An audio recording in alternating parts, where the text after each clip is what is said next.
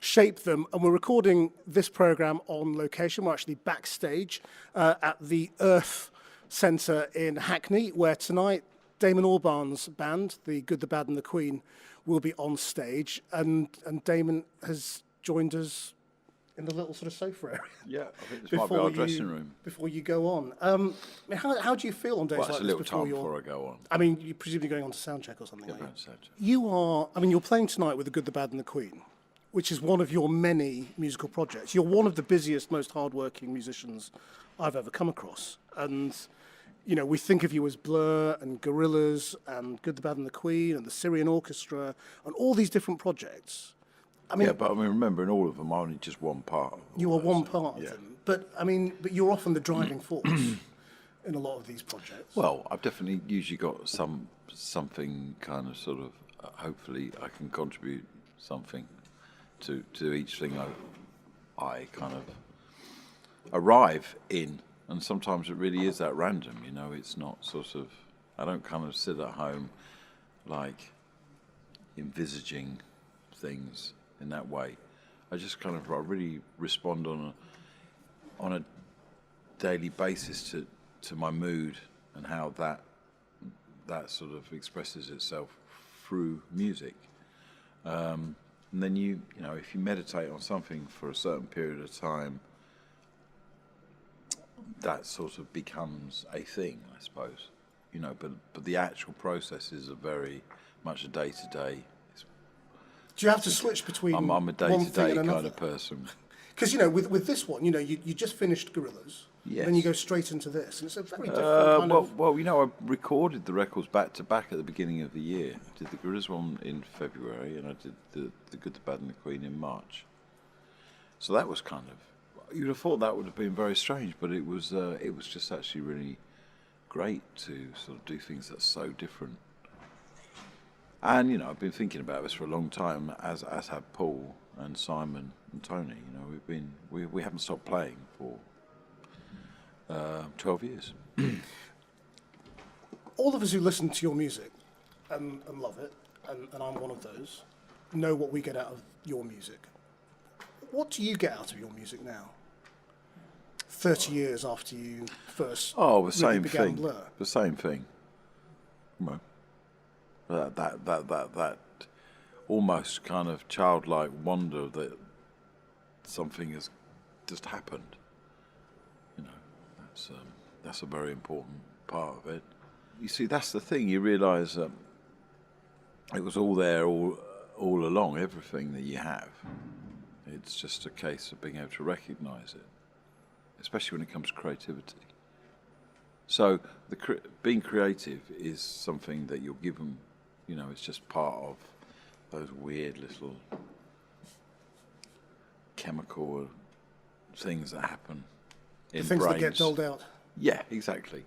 But then, so I suppose what's interesting about that is the way how that creativity as a sort of human condition responds to, you know, its environment and keeps on doing that. And, you know, that's the truth of it all, really. But there's something different about you, because a lot of musicians have a thing that they do, and they do it over and over again for decades and decades. Yes. You move a lot, yeah, and you change what you're doing a lot. I remember when I first got someone put the word dilettante next to my name a long time ago, and I didn't know what it meant. And when I ooh, I'm a dilettante. Maybe that's good. Ooh, yeah, maybe that's good. Yeah, and then I realised that it was a very kind of sort of double-edged compliment. You know what I mean? And I suppose what I read from that was that, you know, it has to be coming from within you for it to work. If you keep changing and you know, it can become, you're a dilettante, but I'm not. But you're not, because all your musical projects are serious. Yeah, no, that's what I mean. That's what I mean. So when I realised that it wasn't, that didn't actually apply to me, I was okay about it again. When did you know you wanted to be a musician? I've always liked music, so I suppose I've always been a musician. I think it's something you become. But you went to acting school at some point, didn't you? Well, do like the stage a little. I'm not adverse to a musical. I never really got much further than that. But did you want to be an actor? Was that a thought?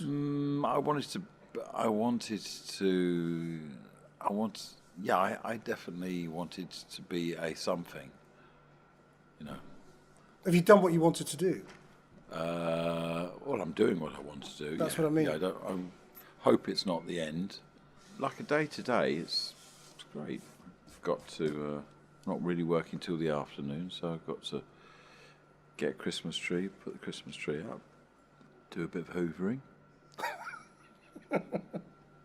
But the thing is, I've interviewed you many times over the years. I know you're very political and serious and thoughtful, and you kind of care and about lots of different things. I do. Well, I get exasperated when things that seem really obvious are kind of don't seem obvious to other people. But I think that's why that's called caring, isn't it? I suppose, with one form of caring. How comfortable? It's a dangerous position because sometimes it can be interpreted as being maybe dare I say a part of the liberal malaise that we keep getting told we're part of. Do you worry about being part of that? Of a malaise. Well, I think it's self-evident that if I would class myself as a liberal, I think it's really unfortunate how much it has revealed the shortcomings of liberalism, this whole affair, and the sort of terrible arrogance that's clearly kind of accompanied this idea about looking outwards and all of the fine liberal ideals. As sort of a basic kind of abandonment of a social contract between us all, and that's why we're where we are now. So, as I've said to you before, it's not so much that Brexit has happened; it's the question that was posed was the wrong one. How comfortable are you expressing these things as someone who's principally a musician? Yeah. Do you feel it's your job as well? Well, it's not my job all the time. Like for example, I was doing the Andrew Marr show last weekend, and Tony Blair came into my dressing room. Now, I haven't seen Tony Blair since he called me up to one of Parliament's towers and gave me a sort of benignly conspiratorial kind of talking to about New Britain. New Britain, precisely. And it's documented that I snubbed the invitation that came subsequently from that imagining of a new Cool Britannia or whatever they want to call it. And then I was very vocal, with the Iraq Peace March. And I was one of those 2 million people that saw that protest completely ignored by the government at the time. And you said that you felt Tony Blair was a sort of a sinister kind of presence when you met him all those years ago. I know. So all of those things follow, and they very kindly invited me several times. This private thing, round for dinner, and I'd never sort of had the. I just felt that was just a kind of sort of an alliance that however I saw it, it was just something I should avoid. So seeing him again, the point being is that politics and kind of being a human being are not necessarily the same thing. And as a human being, I was quite happy to say, "Hey, Tony," and I would be interested in hearing what his perspective on it, because I'm still utterly bewildered by why we thought that was a good idea to bomb Iraq. because just because of what's happened as a result of it, it just seems like that was tactically, even if you're going to go right to that sort of level of conversation was kind of sort of just not the right thing to do. And are we making the same sort of just bad decision again? And then I'm conflicted again because he's kind of on the same side as me, and I've just listened to him give a very compelling argument for why we should remain. So how do you explain all of that? And that's a real history of a relationship when someone just turns up in the room and you've got like 3 minutes to say hi. So basically, you don't talk about Iraq or the whole thing. You just say, "Hey, how you doing?" But do you find yourself which it was nice to see him again. But do you find yourself reappraising your view of him because you agree with him on Brexit? I agree with a lot of. That's why I agreed to meet him in the first place. There's just some stuff, and they were just quite heavy-handed back then. They had kind of sorts of lieutenants who came out and hung around and told you don't say that or whatever. Back then, little bit. But I don't want to accuse anyone. I'm sure everyone does that. It's just my only experience. It's called a whip, isn't it? In Parliament. In politics, yeah. In politics, it's called a whip. So there were minor whips whipping people like myself at that time. But maybe that's good. Maybe because that's an inclusive politics where, it's questionable whether, like a sort of someone in their early 20s who's just realised that the whole world is fucking brilliant. He's the best person to ask about anything to do with, So I suppose all of those experiences have led me to where I am now as someone who does try and think things through and give some sense of perspective when I talk about them. If that's of any use, I don't know. I'm sure people tell me to shut up and do tell me to shut up. Do they? I wonder, because you have been very outspoken on Brexit. You've talked about how old people have stolen the future of young people. That's a very controversial thing to say. That's true. But I still believe in listening to your elders. So I am literally a walking paradox. So do people pick fights with you over this? No, I've just had a little bit of I've had one guy in the gigs that we've done. So I've had one guy accuse me of patronising him, and that was up in the northeast. One guy, and so there's been thousands who have. That's a pretty good record. Well, if it was a referendum, I would hope it would be recognised as a legitimate. But how do you feel now? We're sitting here sort of right on the edge of this great sort of parliamentary vote over the next few days, and it feels like the future of the country is really at stake. Well, I can tell you what the future of the country is. I've known what the future of the country is since the day of the referendum. Is that we need to have pose another question, and it should be stay in the EU. Hard Brexit, stay in the EU, hard Brexit, or deal, or is there another one? No, that's basically it. Yeah. And just give people a choice. Yeah, just give people a choice. And would you go out there and argue a case? I am arguing a case for what I'm doing, but it's an abstract case, and it's more like a sort of bad acid trip. Kind of in a fairground at the end of a pier falling into the sea, kind of political message. But are you much more comfortable doing that? What you're doing with this album? Well, I'm a musician. I'm not a politician, so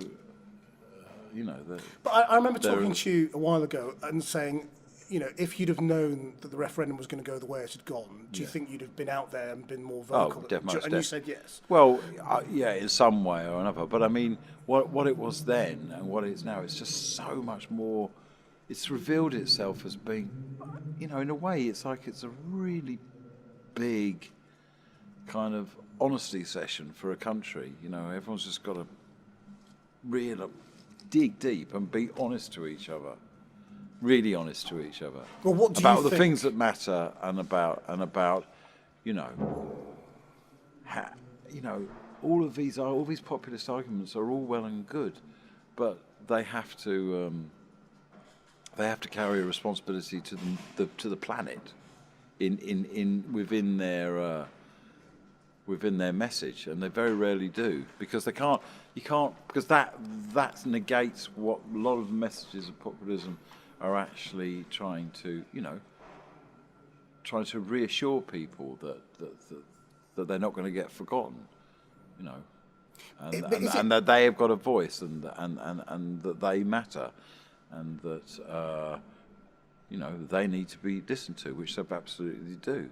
But Trump, there's no sort of kind of sensitivity to the whole of the world within Donald Trump's kind of rantings, is there, really? No. I've never seen any yet. But if you're going to dig deep and be honest about what's going on, listening to people is a huge part of that. Clearly, people who've been ignored and not listened to. But also, do you have to confront some of the more unpleasant things that are going on? Do you have to say, actually, there's quite a lot of xenophobia and there's quite a lot of racism? Yes, you do. Yes, you do. And just because people also worry about losing identity and are prepared to sacrifice economics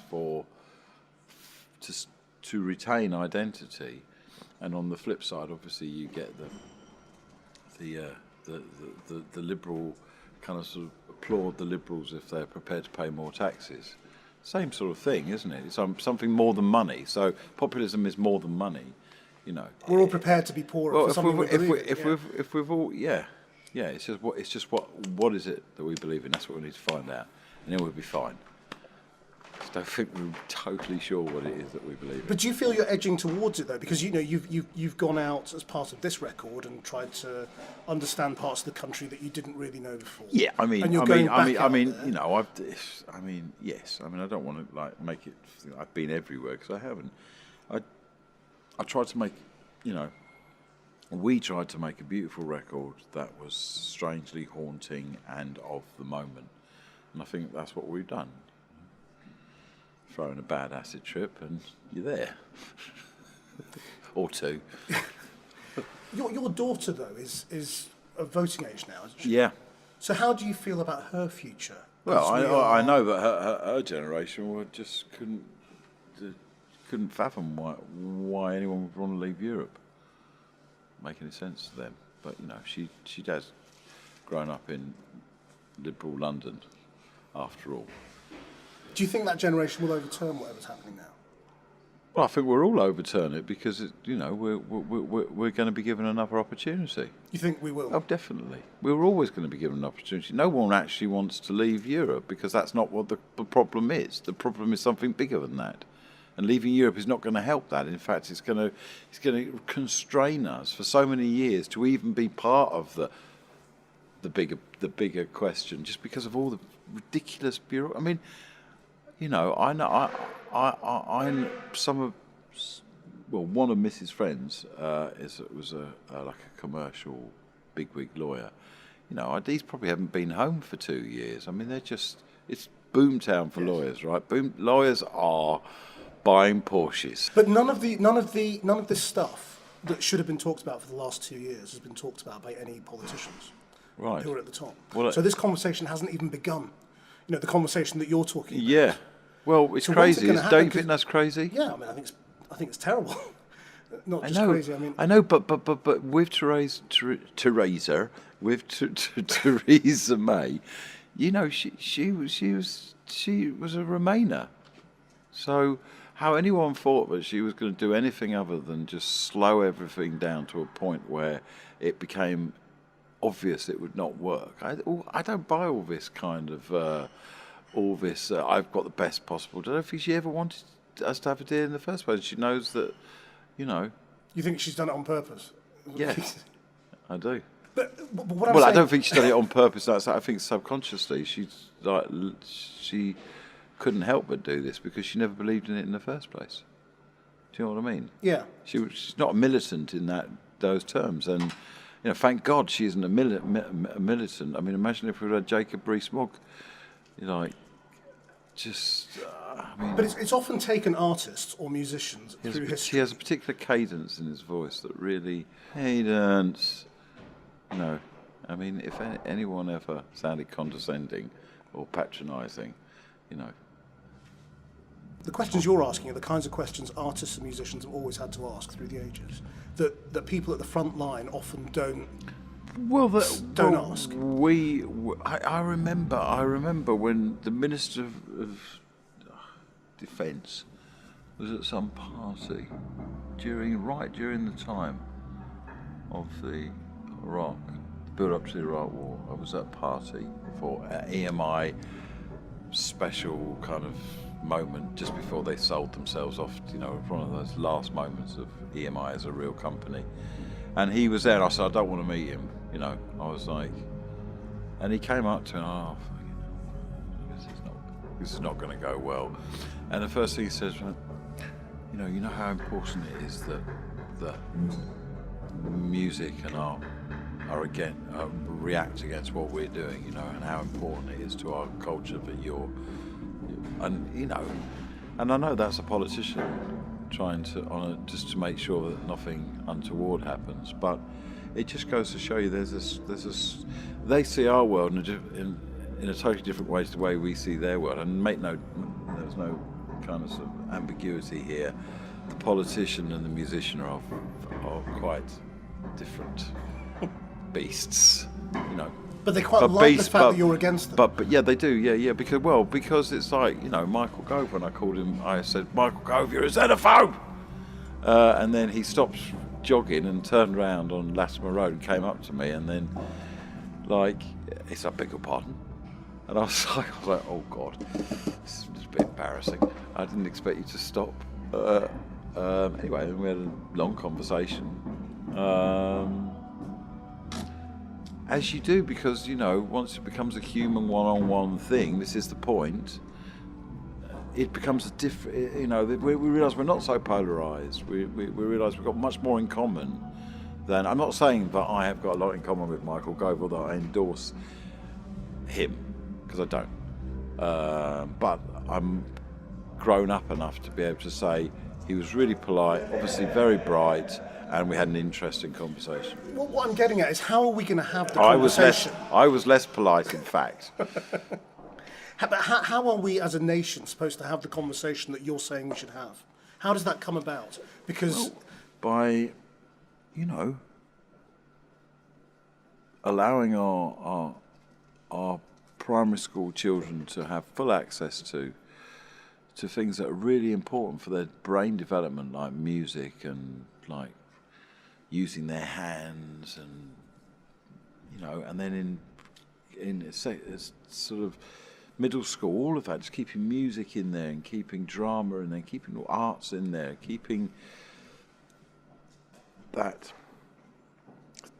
keeping daydreaming alive. You know, we as a nation are sort of, as have many nations, we've lost the ability to daydream because we're so sort of absorbed in the social media bubble.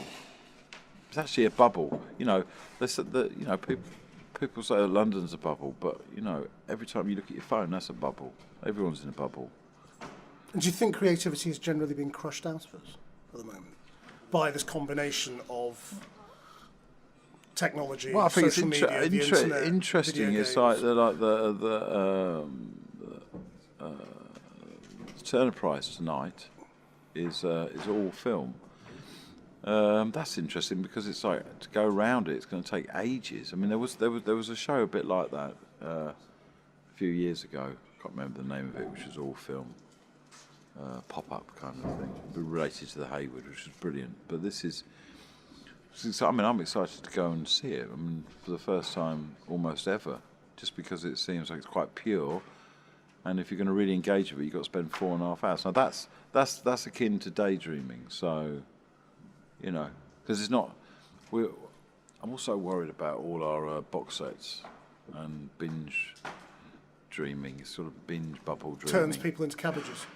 Well, yeah, because we all, but, you know, I do it as well, and, you know, then this comes to the end, and it's like you see the skip intro to the next episode, and you're like, it's like a drug, isn't it? It's just like a very gentle kind of injection of something kind of other than having to deal with shit.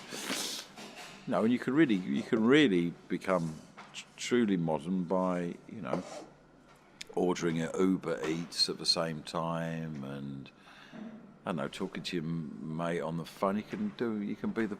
We can all that stuff. We can. Well, people think it is literally a drug, though, don't they? I mean, that the sort of the dopamine hit Yes. from No, of course. checking your messages or Of course, but tweets or whatever. Yeah, it might be. I think music has seen that coming for a very long time.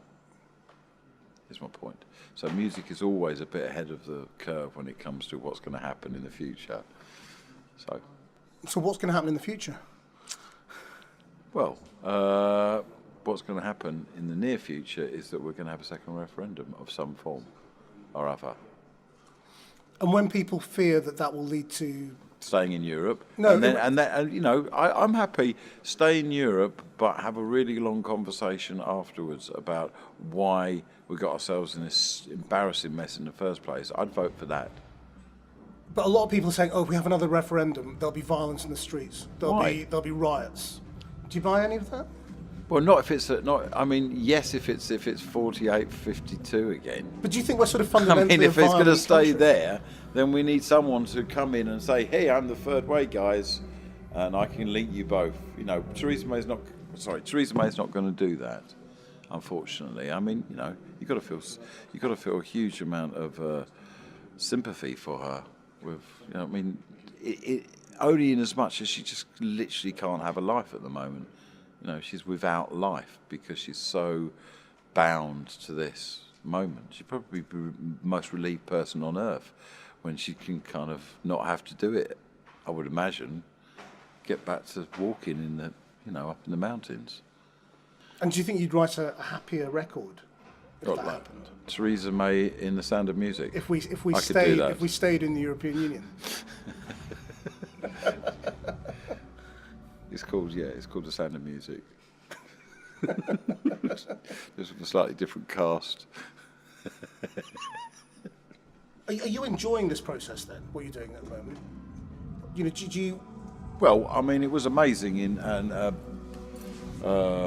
the North Pier in Blackpool on Saturday. I mean, I'm not trying to hype this, but they knew every word to the whole of Maryland and sang it at full volume back at me in that theatre, which is, after 2 weeks of it being out, is quite.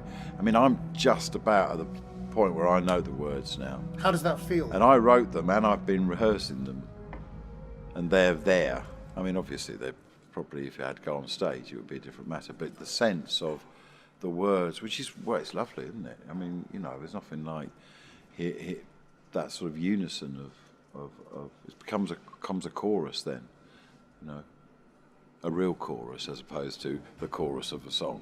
It actually is the chorus, and yeah, I like that. We'll see how it goes with the liberal elites of London now. It works up north though, that's for sure. We ask everybody, do you have a dream way of changing the world that you know is really hard to deliver, that is very controversial? If you could do anything, the world according to Damon, what would it be? Don't ask me that question. I can't reveal. Well, let's just start with no more plastic, literally. Well, if you don't save the oceans, there's not much worth. It's not really worth saving anything else. I think that's how it works within the. Maybe we can have completely dead seas and still be absolutely giving a fuck about how many likes we've got on Instagram or whatever it is. Maybe we can. Maybe that is the future. And in that case, I'm a dinosaur. And